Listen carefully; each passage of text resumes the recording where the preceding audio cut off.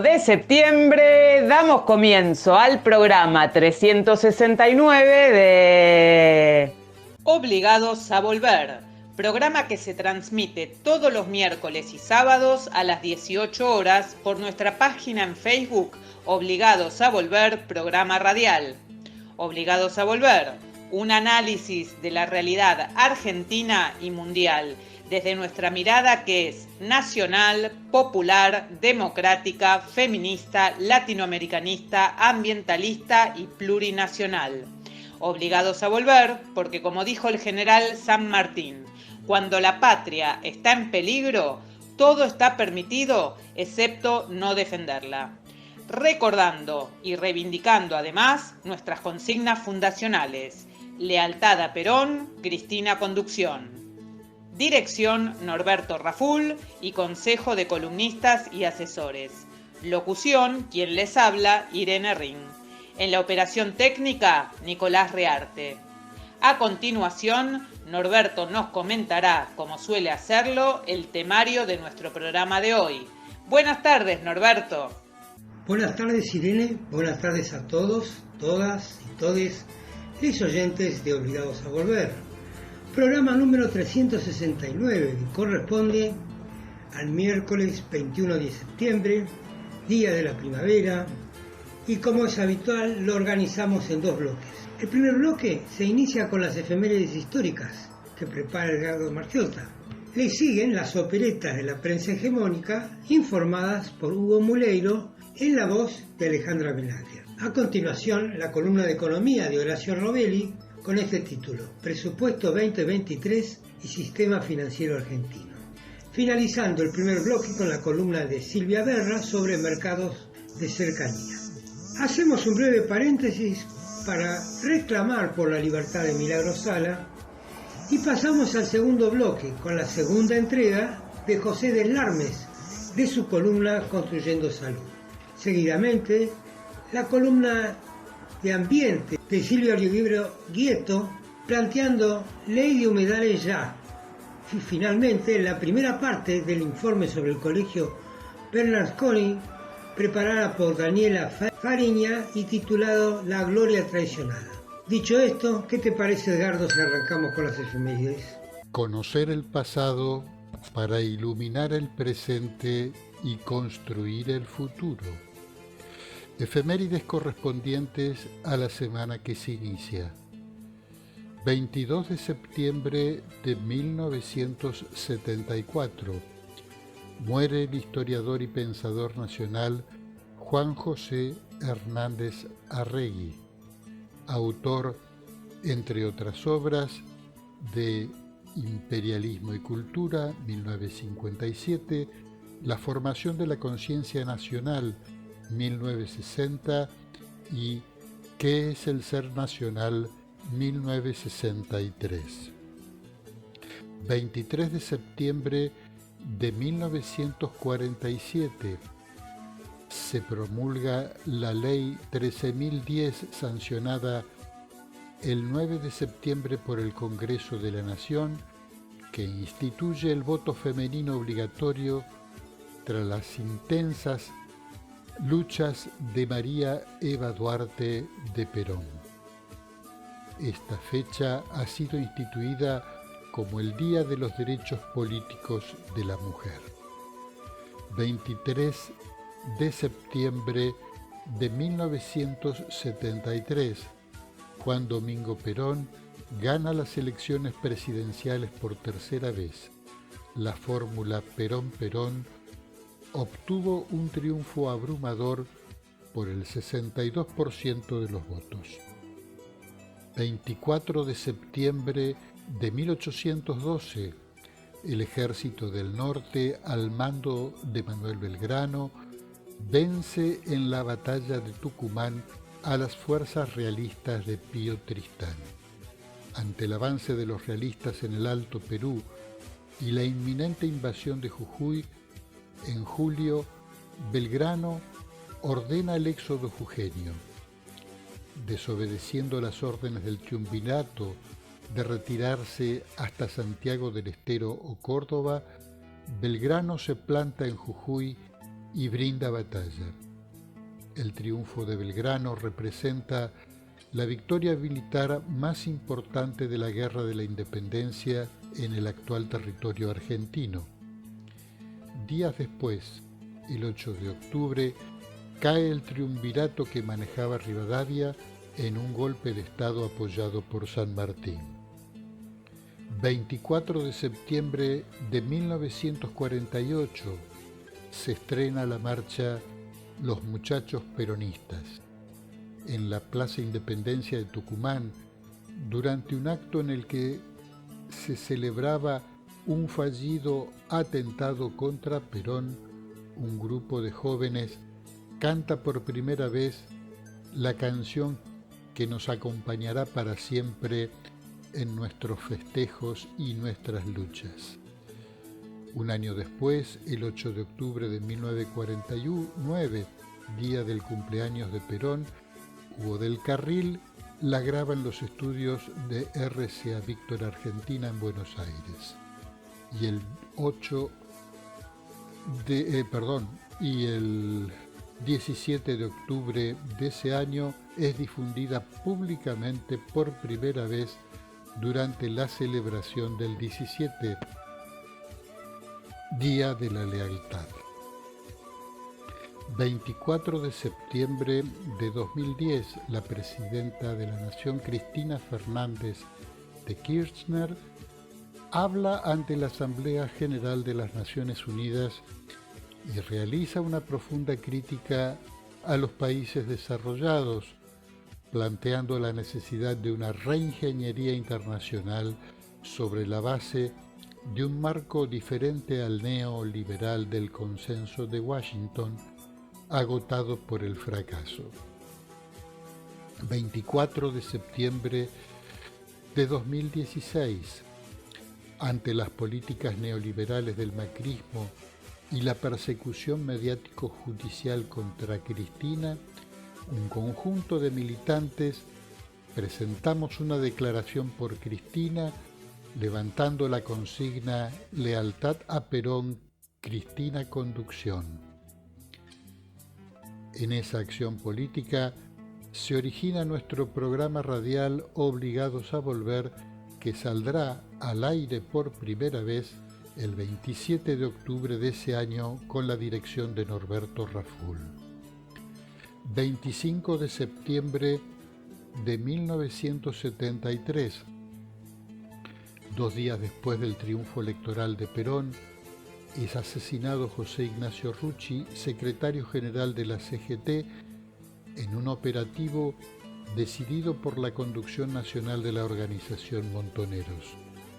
La mayoría de los cuadros de la organización no estuvo de acuerdo con esa acción y fue el origen de fracturas e innumerables disidencias y deserciones.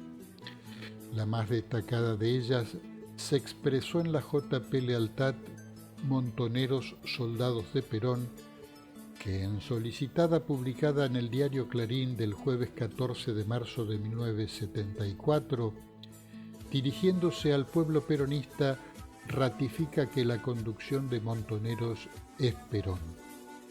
Gran parte de ese proceso es tratado en el libro La Lealtad, los montoneros que se quedaron con Perón, con coautorías de Norberto Raful, Aldo Dusdevich y Rodolfo Beltramini.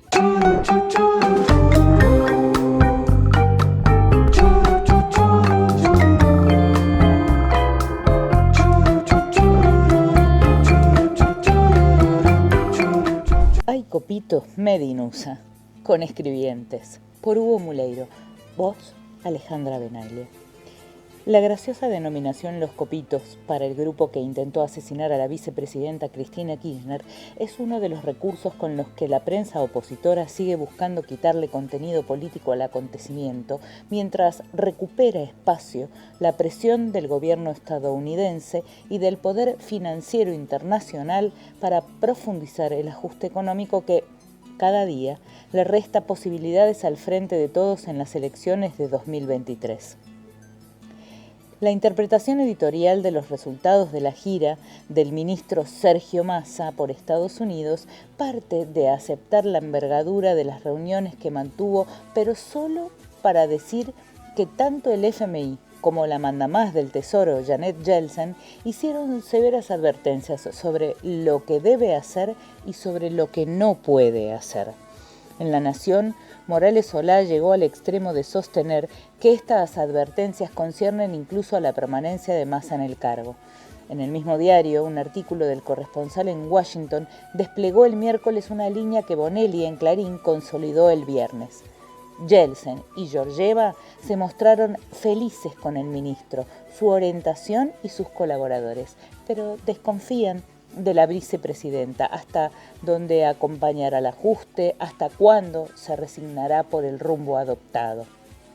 En suma, nuevo libreto para el proyecto constante de quitarle a ella y sus ideas alocadas, como las tilda Bonelli, capacidad de incidencia en la disputa por el poder político y económico. Copitos hay por doquier. Bonelli, así como Jueguen en La Nación, no olvidan la defensa de los bolsillos de la patronal agroexportadora y arriesgan hipótesis sobre la tan anhelada y fomentada devaluación que Massa, hasta ahora al menos, se resiste a aplicar.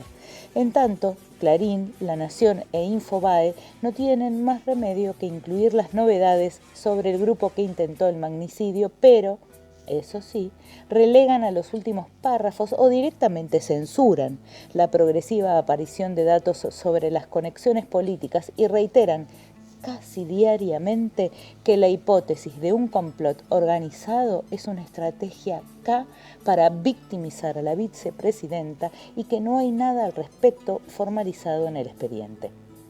La oposición derechista repite este guión, como lo hizo Macri el domingo, en lo que su exfuncionario Ricardo Carpena definió en Infobae como el comienzo de varias apariciones con periodistas a su servicio. Un casi cariñoso loquitos es el diminutivo que el jefe del PRO eligió con la misma finalidad: negar contenido político al intento de asesinato. Si la AFI proporciona audios sobre la relación de los acusados con la derecha política, los incautos lectores de estos medios difícilmente podrán enterarse. Por caso, La Nación en línea envió esta novedad a la séptima pantalla, bien abajo, allá por donde nadie llega.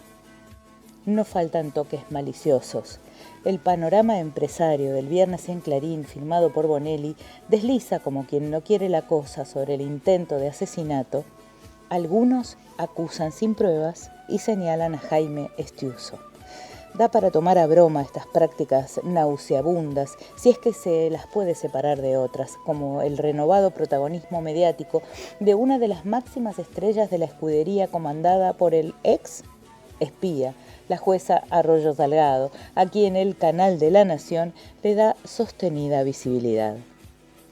La recuperación de Macri de los primeros planos, que incluye la aparición de un libro con su firma, está siendo adornada en estos medios con unos toques novelescos. Por el supuesto desacuerdo con la candidatura presidencial por parte de Aguada, la señora que se nos presenta como esposa fiel y compañera infaltable del expresidente.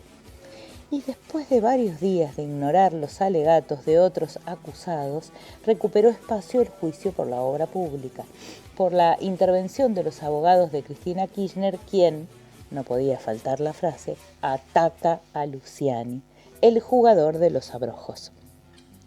Es que habrá fallado la bala de los copitos loquitos, pero estos jueces tienen reservada una bala que sí saldrá, como tituló Clarín en tapa el lunes 12, una estremecedora confesión del objetivo de fondo, cualquiera sea la forma.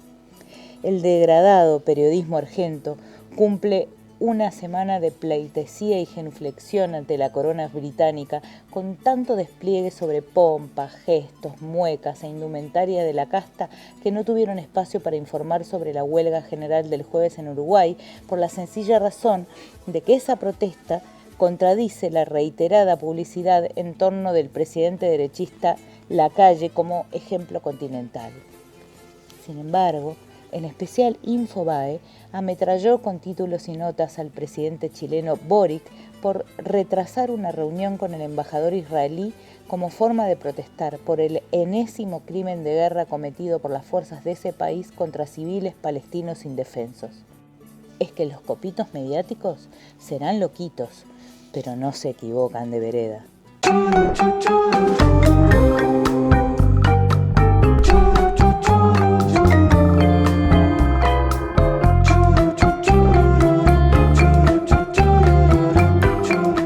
El proyecto de ley de presupuesto de Administración Nacional 2023 y el sistema financiero argentino.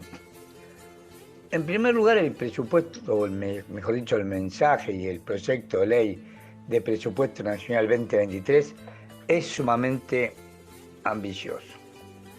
La primera ambición que tiene es que estima una inflación anual del 60%, cuando en el mensaje están diciendo que este año 2022 van a cerrar con una inflación anual del 95% anual. Va a ser mayor del 95% anual, va a ser arriba del 100%. Es imposible. Es como andar un coche a 100 km por hora, bajarlo rápidamente a 60%. Es imposible. Si estamos a 100 km por hora, no se pisa el freno, se va haciendo en forma pausada. Y ese 60% anual se podrá lograr en 2 o 3 años, así como estamos. ¿Y por qué decimos esto? Porque la principal contradicción es que no se controla el valor del dólar. Ellos, el gobierno, para decir que la inflación es el 60%, ponen un dólar en diciembre del año 2023 de 269 pesos. Y dicen que en diciembre del 2022 el dólar va a cerrar a 166 pesos con 50. En el día de hoy, lunes 19 de septiembre, el dólar oficial Banco Nación es de 150 pesos. Por lo tanto, esos 166 pesos con 50 es un 7% incremento. Y es para dentro de 3 meses, más de 3 meses, octubre, noviembre, diciembre completo y lo que resta de septiembre. Y el ajuste del dólar oficial por el Banco Central es del 7% pero mensual. Menos va a ser el oficial de diciembre del 23, 269 pesos. En esa grandilocuencia que tienen, también suponen que va a ser en una economía que solamente va a crecer un 2%, según dicen, ya que a ver si alcanza ese 2%. Estiman que van a crecer fuerte lo que tendrían ser los ingresos por aportes y contribuciones a la seguridad social. Crecerían un 84%, o sea, si la inflación es un 20%, 24 puntos más por encima de la inflación. Seguramente que los aportes y contribuciones a la seguridad social van a ser un 84%, pero lo que no va a ser 60% va a ser la inflación. O sea que cuando están planteando esto, lo que están planteando es, dada la fórmula de movilidad previsional, que se hace en base al ingreso tributario que va para el ANSES y en base al aumento salarial de los trabajadores públicos y privados que hace el Ministerio de Trabajo y de la Nación y el INDEC, en base a esos dos factores se hace la ley de movilidad previsional, va a ser menor que la inflación real. Y con rezago, siempre con un rezago de 3 meses. Cada 3 meses se ajustan, y entre mientras sufrimos la inflación y por lo tanto eso carcomió el poder adquisitivo de los jubilados y pensionados. Y lo mismo pasa con los trabajadores, en realidad no solamente del sector público, que es el mismo mecanismo de disminución. Plantean un déficit fiscal primario del 1,9% del PBI, contra 2,5% que va a ser este año. Y un déficit total del 3,9% del PIB, los intereses de la deuda suman 2%, o sea, unos 10.000 millones de dólares se deben pagar solamente intereses de la deuda. También recortan el subsidio de energía, para el 2023 va a ser 1,6% del PIB contra 2,2% del año 2022 teóricamente. También recortan el subsidio en transporte, va a ser del 0,4% del PIB para el 2023 contra el 0,5% del PIB de este año. Y en el gasto de capital están estimando una obra pública del 1,9% del PIB, contra 2,5% que habían estimado en el decreto 331, pero que reducen fuertemente con la decisión administrativa 826, que frena el plan de viviendas y frena las obras públicas. O sea que ese 1,9% de gasto de capital no va a ser muy distinto al 1,9% de este año. En los 2 años significan ajuste. También están planteando una separata, que son unas consideraciones para que lo discutan los congresales, los diputados y senadores de la Nación, de reducir lo que se llama gasto tributario, o sea, lo que se llama el aporte, lo que no pagan, por ejemplo, los jueces que no pagan impuestos a la ganancia, pero no es lo más importante, que es un 2,49% del PIB. No es lo más importante porque los jueces, que si bien es una inequidad, que no paguen de ese 2,49%, los jueces solamente tienen un 0,16%. El grueso son los regímenes promocionales, sobre todo el de Tierra de Fuego, pero también tenés otros regímenes promocionales como es el de la industria, minería, promoción de economía del conocimiento, fomento de las pymes, etc. Ahí también hay que ver qué deciden los legisladores, pero ahí también el gobierno quiere poner vista del ajuste. Por último, comparando con el sistema financiero, se está haciendo semejante ajuste fiscal, semejante reducción del gasto público y el sistema financiero no para de aumentar los encajes remunerados, que son básicamente la LELIQ, la letra de liquidez, que es de 7 a 28, 29 días, y la nota LIC, que es de 30 días a más.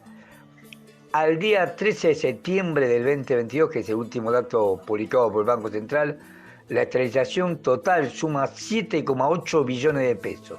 7,8 billones de pesos. El miércoles de la semana pasada, el Banco Central decidió aumentar la tasa de la LELIQ al 75%. Quiere decir que si es más, porque se renueva cada 7 días hasta una tasa del 107%, pero como la parte de pase pasivo, si ligarle y le tiene una tasa menor, conservadoramente vamos a decir que solamente es el 75% sobre esos 7,8 billones de pesos inmovilizados. Captan los bancos y se lo dan al Banco Central y el Banco Central no los presta, es un encaje, lo tiene como garantía los depósitos, no lo presta pero paga intereses del 75% nominal anual. Eso significaría en un año 5.850.000 millones de pesos. 5,8 billones de pesos solamente intereses por los encajes remunerados. 5,8 millones de pesos. Y estamos diciendo que hecho para el Banco Central, que el sector público se espera para llegar a tener un déficit del 2023 de solamente un déficit primario de solamente el 1,9% del PIB, que es una cifra mucho menor que estos 5,8 billones de pesos que reciben los bancos.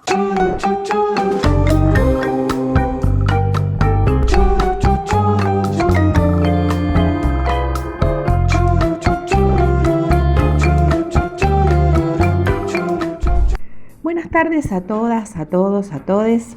Soy Silvia Berra y como cada 15 días vuelvo con la columna sobre la economía popular. Hoy les quiero contar de un encuentro en el cual participé la semana pasada, entre el 12 y el 14 de septiembre en Chapalmalal, provincia de Buenos Aires, que fue el Encuentro Nacional de la Red de Mercados de Cercanía. Para poder contarles la experiencia, voy a tomar una nota redactada y publicada en el periódico La Voz del Pueblo, donde el compañero Hernán Gordillo de la Asociación TUCMA, que hemos escuchado hace unos días en la otra columna, redactó para contarles, y tomo sus palabras y la nota. ¿Quiénes nos encontramos? Durante 3 días participamos del Encuentro Nacional de la Red de Mercados de Cercanía, 165 experiencias provenientes de 21 provincias. Fuimos 400 trabajadores de la comercialización popular, que somos parte de la Red de Mercados de Cercanía. Sabemos que muchos y muchas compañeras no pudieron viajar, pero nos parece importante dimensionar esta red en su conjunto.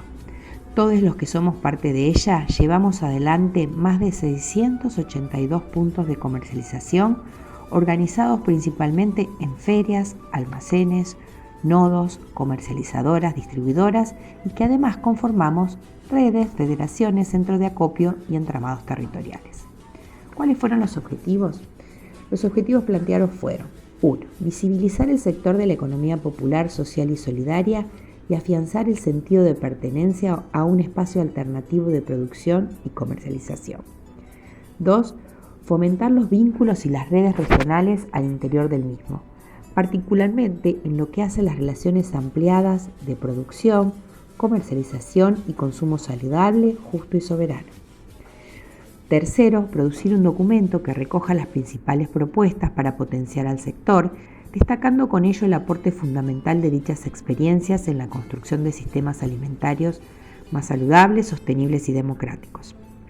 Para alcanzar los objetivos, nos propusimos profundizar en 3 comisiones y trabajar de manera focalizada en la identidad y la comunicación, las redes y corredores productivos regionales y la comercialización del sector de la economía popular, social y solidaria como actividad de vinculación orgánica con los procesos productivos del sector.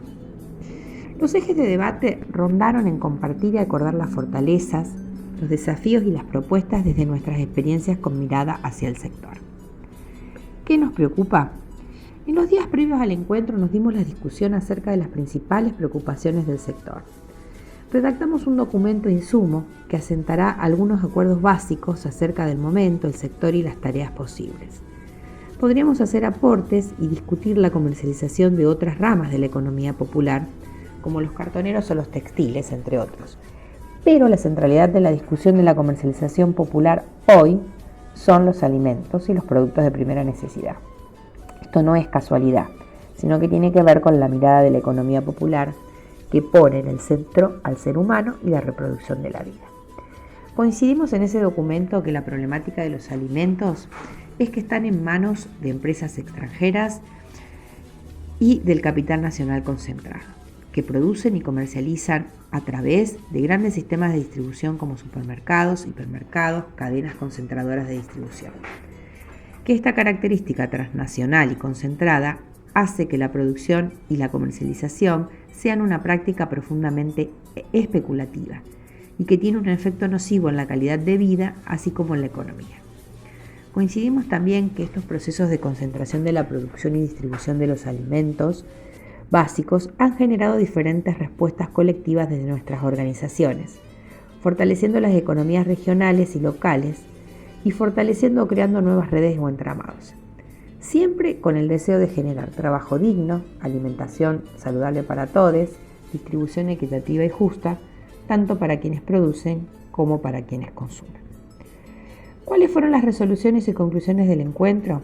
Observamos como principal prioridad fortalecernos como sector de la comercialización popular en el marco de la economía popular, social y solidaria y construir una agenda conjunta, de alcance y con representación sectorial en pos de dialogar con el Estado para llevar adelante propuestas que sean de carácter público, con mayor acceso para los consumidores y con derechos para quienes trabajamos en el sector.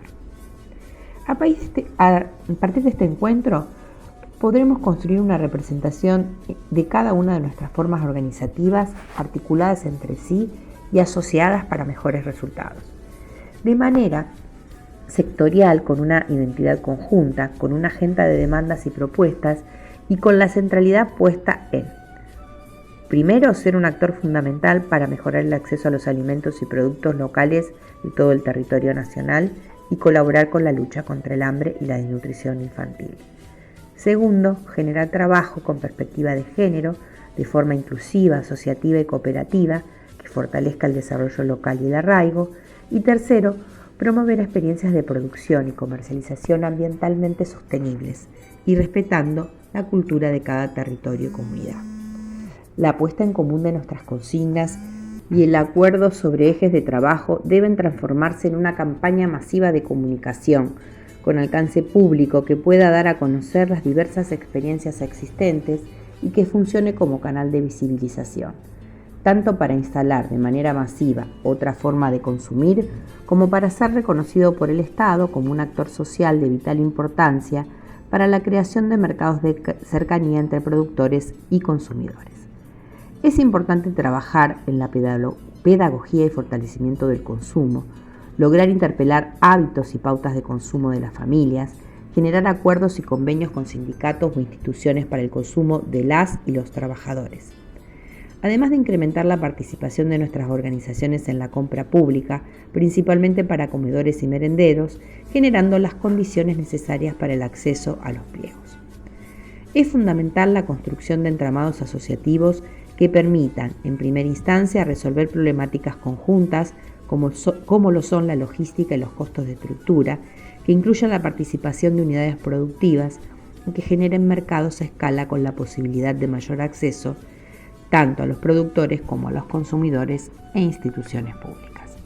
Es de carácter necesario dialogar con los gobiernos locales, provinciales, nacionales, para que incluyan en las agendas públicas la construcción de espacios regionales de acopio, distribución y comercialización, equipados y gestionado por organizaciones presentes y con desarrollo en los territorios, en pos de mejorar las condiciones comerciales de acceso de los grupos productivos, crecer en la escala para abastecer el consumo de las instituciones y la comercialización de las organizaciones.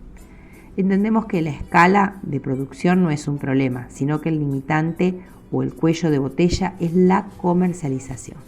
Sabemos por experiencia que la producción se logra si se resuelve la capacidad de comercialización alternativa a los mercados concentrados.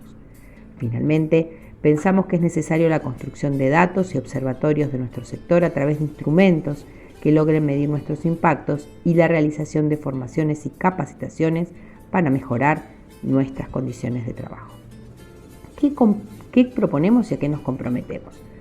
Renovamos nuestro compromiso de generar mayor acceso a mercados democráticos con participación de quienes producen y quienes consumen, promoviendo el trabajo asociativo, cooperativo, la producción agroecológica y la soberanía y seguridad alimentaria en un contexto económico y social post-pandemia.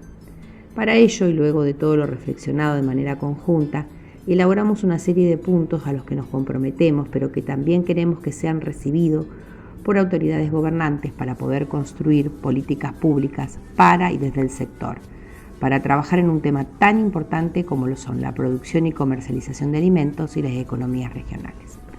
Nos comprometemos a 1. Avanzar en las articulaciones entre experiencias, tanto a nivel territorial como en el marco de federaciones e intereses, para el alcance de las puestas en común. 2. Armar mesas o espacios regionales que luego confluyan en un espacio nacional para darle curso a las propuestas planteadas y de esta manera poder dialogar con organizaciones e instituciones de todos los niveles, locales, provinciales, nacionales. 3. Desde este espacio, con una articulación nacional y habiendo entendido la diversidad de las experiencias y los territorios, armar un espacio de trabajo para confeccionar una campaña comunicacional con todos los componentes trabajados que sirva de promoción y difusión de la tarea que realizamos. 4. Sistematizar las diferentes experiencias de entramados expuestas y con esa base construir propuestas de corredores y centros regionales para presentar al Estado en sus diferentes niveles y potenciar la articulación interprovincial. A las autoridades les proponemos 1. Trabajar en normativa específica que contemple todo lo expuesto y debatido de la comercialización popular y asociativa para el reconocimiento del sector, de la cual nos comprometemos a ser parte del proceso para institucionalizar y multiplicar las experiencias. 2. Ampliación del apoyo y financiamiento, tanto en carácter de subsidio para el fortalecimiento y creación de los corredores y centros de logística y abastecimiento, como la creación de un fondo de crédito con tasas accesibles, tanto macro como mesos créditos. 3. Compras públicas, que para esto es necesario crear las reglamentaciones necesarias para que las organizaciones de la economía social, popular y solidaria puedan convertirse en proveedoras relevantes del Estado en diversos rubros. A tal fin se deberá establecer un cupo mínimo para el sector en el compre público y un fondo de financiamiento que garantice el pronto pago a los productores. Y 4 y último, a los representantes legislativos, pedirle el trabajo en leyes que fomenten y mejoren las condiciones del sector, como la Ley de Acceso a la Tierra, la Ley de Cinturones Verdes y la incorporación de modificaciones al proyecto de Ley de Mercados de Cercanía con una perspectiva del sector, así como la inclusión dentro de la Ley General de las 3T, Tierra, Techo y Trabajo, alguna propuesta que vincule a los mercados populares. Después de este extenso informe, espero que hayan conocido un poquito más del sector y nos encontramos en breve, en 15 días, con otra experiencia.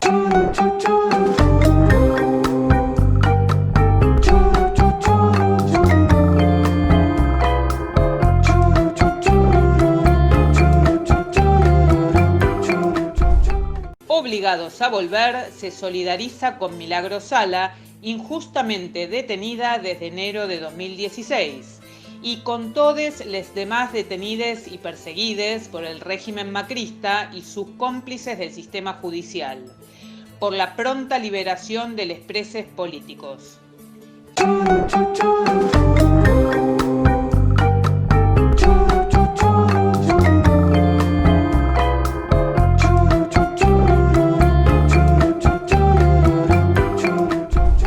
Buenos días vecinos, buenos días amigos. Continuamos con el programa Construyendo Salud. Soy el licenciado José Deslarme, psicólogo comunitario. Bien, los otros días habíamos hablado sobre la salud integral compartida y habíamos visto algunos de los ítems, los varios ítems que compone la construcción de la salud, de una salud que tiene que ser integral y que tenemos que construirla junto con los demás, ¿sí? Porque la salud y la vida se construye de manera compartida. Bien, casualmente, hoy vamos a charlar un poco de manera rápida en torno a lo corporal, lo anímico placentero y lo vecinal. La vida, vamos a tomar el tema de formación de la vida, porque ya hablamos de la salud, hablamos de la salud de la vida, estamos hablando de la vida, ¿sí? Bien, entonces, la vida se compone y se inicia corporalmente, en el universo. La vida se compuso, surgió a partir del desarrollo corporal, podríamos decir, desde la evolución del desarrollo biológico, del desarrollo de las plantas, de los peces, etcétera, etcétera, se llegó a la construcción evolutiva de los cuerpos vertebrados y del cual formamos parte. Bien, entonces el cuerpo vivo surge a partir de una herencia de desarrollo genético de las especies. Entonces nosotros tenemos una característica que tenemos, es que estamos construyendo las cosas a partir de nuestra vida, de nuestros padres. Y esos padres han vivido, estaban desarrollados dentro de una comunidad.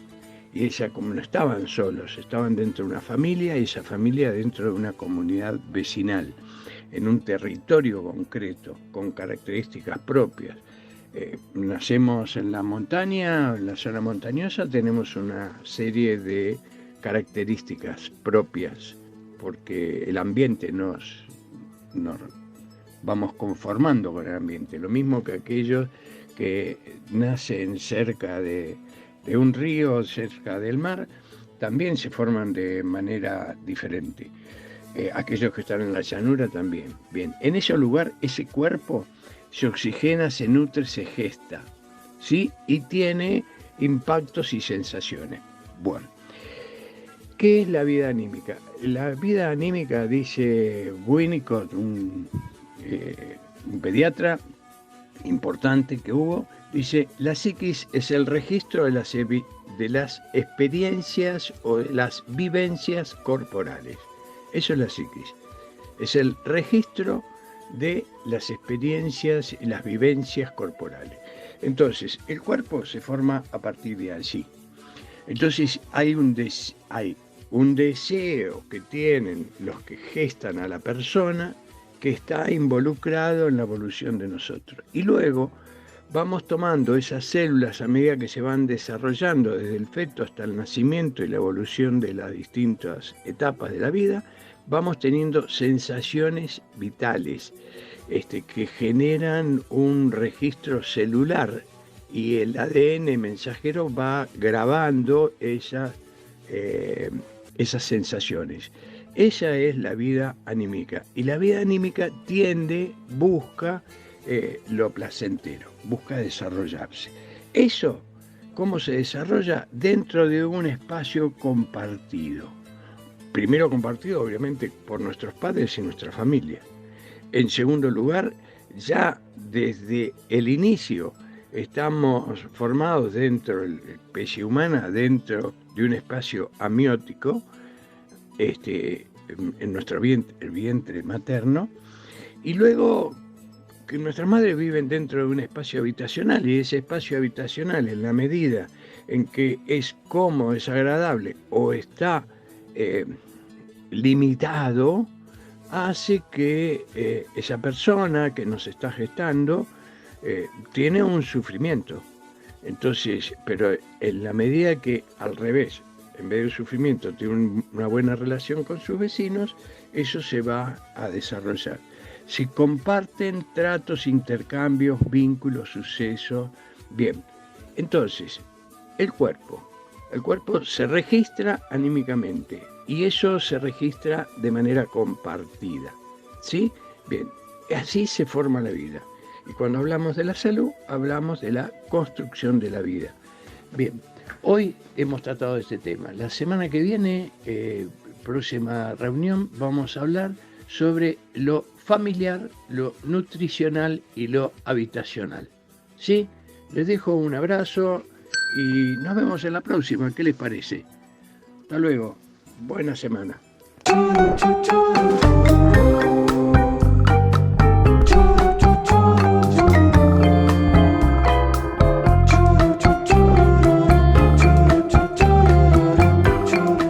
Hola a todos, ¿cómo están? Buenas tardes. Esta es la columna de ambiente. Soy Silvia Oliviero Guieto y hoy voy a dedicar esta columna a la enorme movilización que ocurrió el pasado sábado en la ciudad de Rosario, más precisamente sobre el puente que une esta ciudad con la ciudad de Victoria, ubicada en la provincia de Entre Ríos, en defensa de los humedales del delta y de la salud de la población, frente a los incendios forestales que se vienen dando en la zona de Islas desde hace más de 80 días en forma consecutiva, pero que de todas maneras hemos ido observando cómo se han ido profundizando y extendiendo en el tiempo, ya que esto ocurre desde hace varias décadas.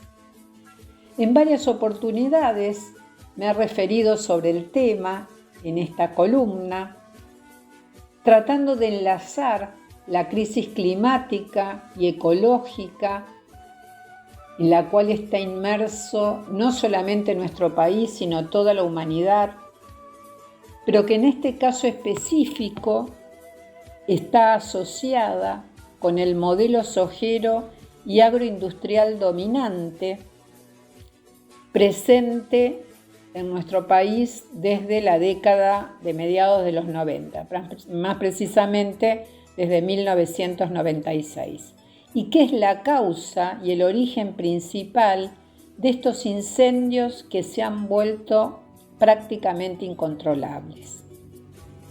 La marcha a la que hacemos alusión fue convocada por 500 organizaciones socioambientales y decimos que ha cobrado una dimensión histórica porque fue la más numerosa de las innumerables marchas que sobre la temática se vienen desarrollando en la ciudad de Rosario y en otros puntos del país, pero que esta vez se vio acompañada en forma masiva por la sociedad de Rosario,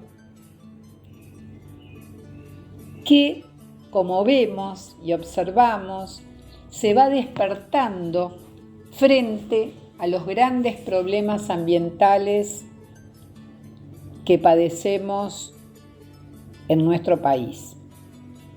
También cobró una enorme repercusión en otras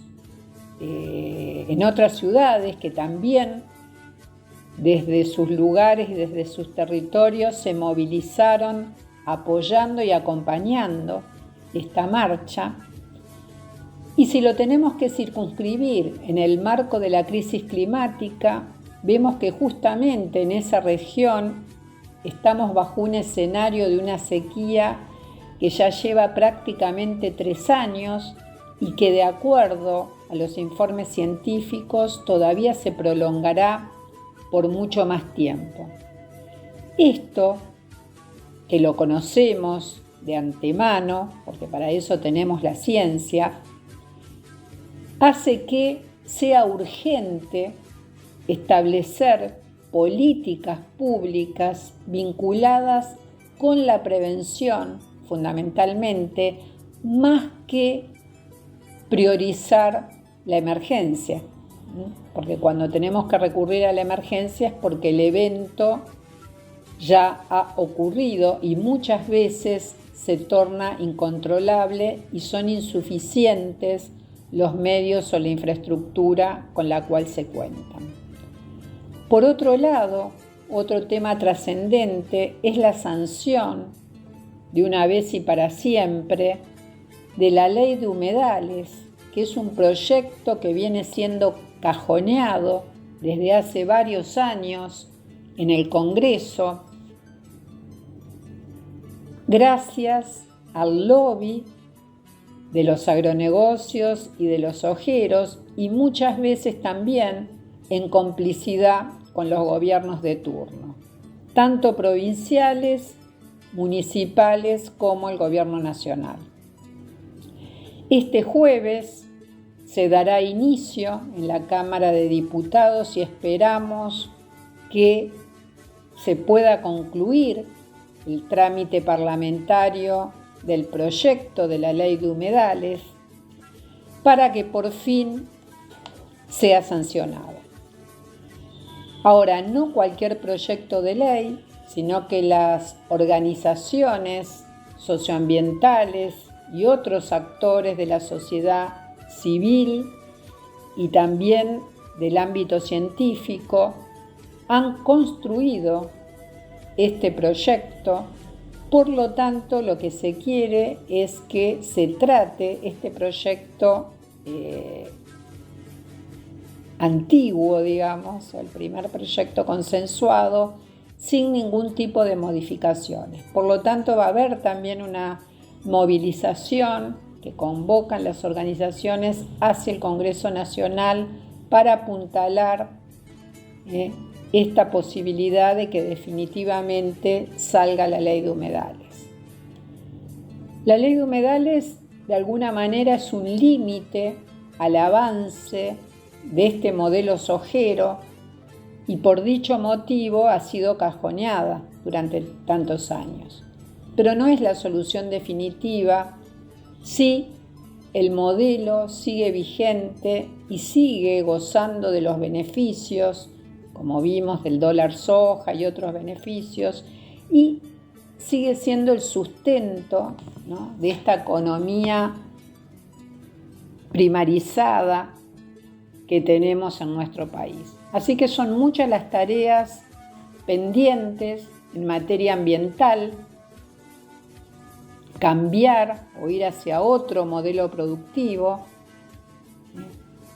que no destruya o devaste la naturaleza, que es nuestra fuente de vida, tampoco la salud de la población que ha venido padeciendo los efectos del humo durante tanto tiempo con enormes complicaciones, sobre todo para niños, niñas y las personas ancianas.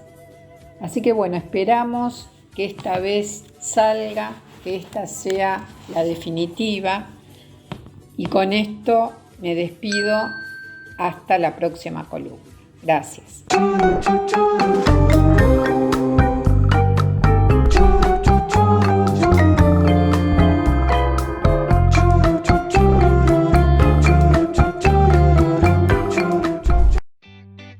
Hola, ¿cómo están? Mi nombre es Daniela Fariña, soy periodista, productora audiovisual y docente, y les quería compartir en esta ocasión la historia del Colegio Bernasconi, debido a que yo vivo en la ciudad de Buenos Aires. A raíz de tener un hijo con un porteño, tuve que caer en la escuela pública de la ciudad, siendo una más de las que se quedan sin vacante hace 5 años atrás.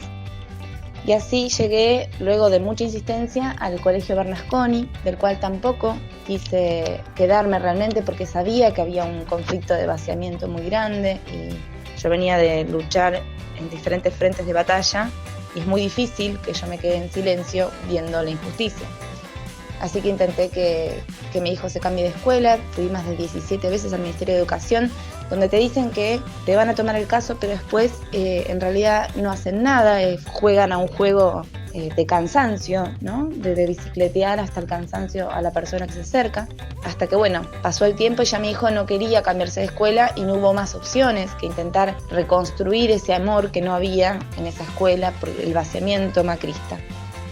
Así sucedió que este año, involucrándome en la cooperadora, descubrí grandes líneas de corrupción. La madrina de Larreta es la que coordina supuestamente este colegio, pero no tiene ningún título. Es una situación de facto. Ella no figura en ningún registro con este poder. La situación del colegio es desastrosa. A principio de año se cayó un pedazo de mampostería en la cabeza a un padre y le partió la cabeza y tuvo que estar internado. Y a partir de allí no se hizo absolutamente más nada. Los chicos no tienen natación, no tienen salidas, no usan la biblioteca, el museo, ni ninguna de las cosas que tienen adentro de la escuela. Y hasta existe censura por parte de los contenidos que reciben. No se puede hablar de derechos humanos, no se puede prevenir bullying, no se habla en contra de las violencias, no se les da materiales de lectura que realmente sean significativos, ¿no? A principio de año, por ejemplo, en el grado de mi hijo le habían dado 3 libros, El Principito, Charlie y la fábrica de chocolates, y una obra de teatro sobre derechos humanos, y no los leen. Les dan otros materiales negando estos libros. ¿Por qué será? Es una situación muy extrema la que está viviendo el Bernasconi porque está totalmente alejada de la democracia. No hay concurso docente, las 10 escuelas que figuran ahí están todas dependiendo de una persona que está de facto por ser la madrina de bodas de, y nada de lo institucional funciona como debería ser. A nivel capital federal, todas las cooperadoras de escuela tienen un delegado por comuna. Sin embargo, en la Comuna 4, la elección de delegados es frenada por el Colegio Bernasconi, por lo tanto es una comuna que no tiene representatividad a nivel distrital para poder ser controlada por la justicia y por el ministerio y por las otras cooperadoras. Estamos ante una situación de vulnerabilidad de derechos de infancias, donde corre en riesgo su vida por el estado edilicio y también por la falta de contenidos que construyan comunidad, dando como resultado una situación de extrema violencia y cada vez más creciente. A continuación les comparto la primera parte de un video que da cuenta de la historia de esta escuela y en el próximo programa vamos a escuchar la segunda parte sobre la corrupción del Bernasconi. En este caso vamos a entrar en el entramado de la cooperadora. ¿Qué han hecho estos años, esta década perdida del macrismo en un colegio tan fenomenal? Y van a ver también la segunda parte de este video. Hasta pronto. Gracias a la gran diversidad de imágenes que hay disponibles, podemos acceder hoy a una historia que nos reencuentra con el pasado. ¿Cómo nació el Bernasconi? La colosal construcción se financió con el legado de Félix Fernando Bernasconi, quien pidió construir la Sorbona de Buenos Aires, una escuela experimental gratuita que fuera pionera en Latinoamérica por la excelencia de su educación. El emplazamiento en un barrio humilde pretendía, a su vez, incentivar a los alumnos a estudiar como vía de superación y realización personal.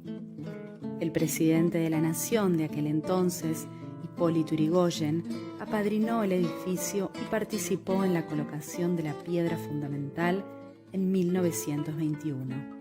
La obra culminó en 1929.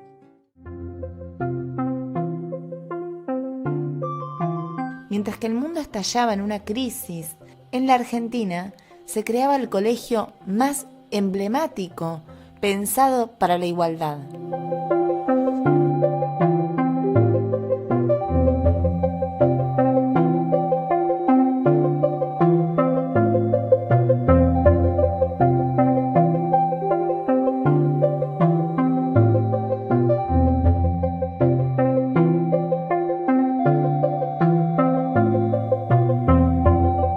La monumental construcción contemplaba una educación integral para los niños y niñas, acercándolos al goce del contacto con la naturaleza.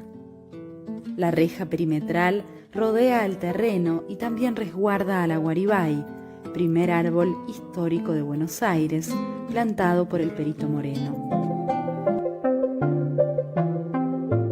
decidimos ingresar a la escuela para ver por qué la pensaron así.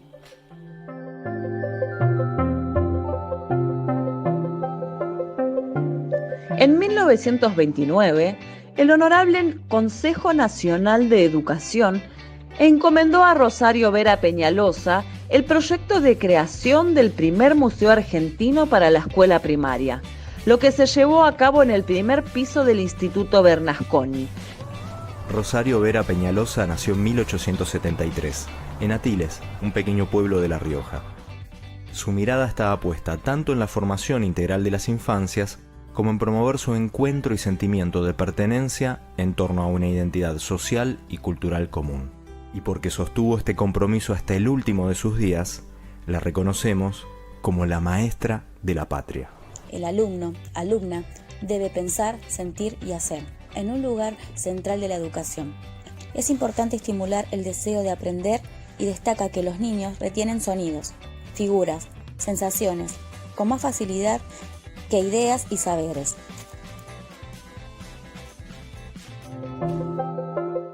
La escuela pública nos convirtió en un país potencial en el mundo, lo que jamás sería posible si la sociedad no hubiera participado de la educación pública, defendiéndola o construyéndola. Para ello se creó un espacio que, tras un estatuto emblemático, permite la participación democrática de todas las familias en la escuela. Se llama la Cooperadora.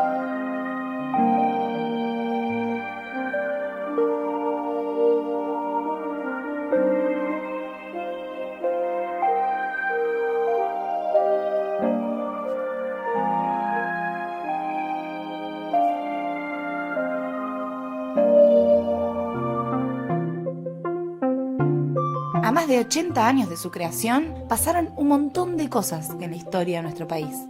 Y sostener esta escuela pública fue una tarea de resistencia y amor que nos llenó de identidad, logrando resguardar los derechos e intereses de nuestras infancias. Es una cantidad considerable, realmente, de padres y alumnos del Instituto Bernasconi. Pero la situación del instituto, ¿cuál es? La situación del instituto es que los maestros siguen en paro activo, los padres los apoyamos en todo. Por el sueldo. Aproximadamente 70 maestros ya han renunciado. Y muchos más están en 70 maestros. Es la destrucción de la escuela pública. Piénsenlo, por favor, los padres, no nos desunamos. Nosotros fuimos el comienzo de un ovillo. ¡Defendemos la escuela pública! Queremos una escuela pública, pública. ¡Defiéndanlo! ¡Defiéndanlo, chicos!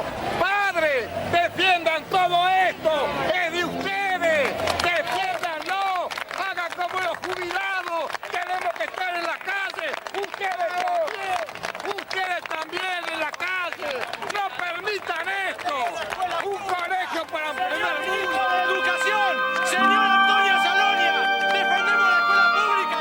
¡Los docentes en este país no pueden ganar 180